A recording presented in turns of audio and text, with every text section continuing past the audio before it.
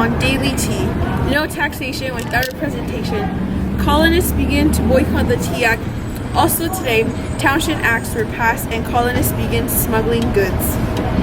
In addition, the Stamp Act passed and stamps are required for all printed materials. Committees of correspondence group together and are exposed for spreading false news about Britain.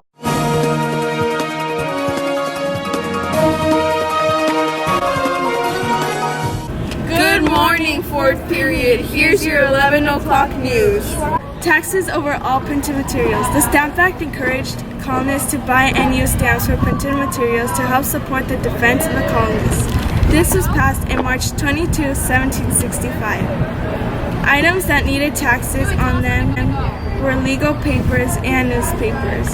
It was easy to pass this act because Britain also had a similar act to this passed in 1695. The Township Acts were passed. The profit made off from the Township Acts went to the governors and judges' salary. The Township Acts taxed papers, paint, lead, glass, and tea.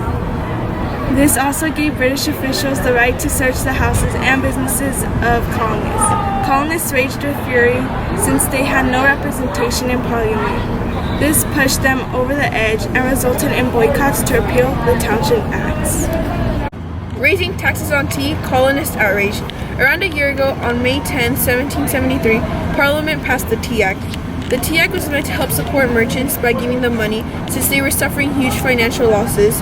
The Tea Act was the final straw in a series of taxes imposed by Britain on the American colonies. Keep in mind, this was not intended to anger the colonies. This was passed so that the colonists would stop smuggling the tea. To boycott the act, 900,000 pounds of tea were smuggled into the colonies in the past year. From the Dutch, even though the British tea was sold at a cheaper price than the Dutch. Because of these taxes, the Committees of Correspondence were formed. In 1772, the Committees of Correspondence were formed by the Sons of Liberty. Their only goal was to help patriots throughout the colonies by working together. In these meetings, they exchanged news and opinions by letter and planned how to change the public opinion for people to turn against the Britain rule.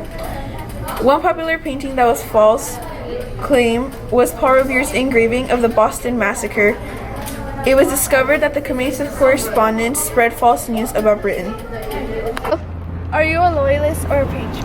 I'm a loyalist because I believe Britain has the right to tax all of our colonies. I support them because I know it will go to our colonies' defense.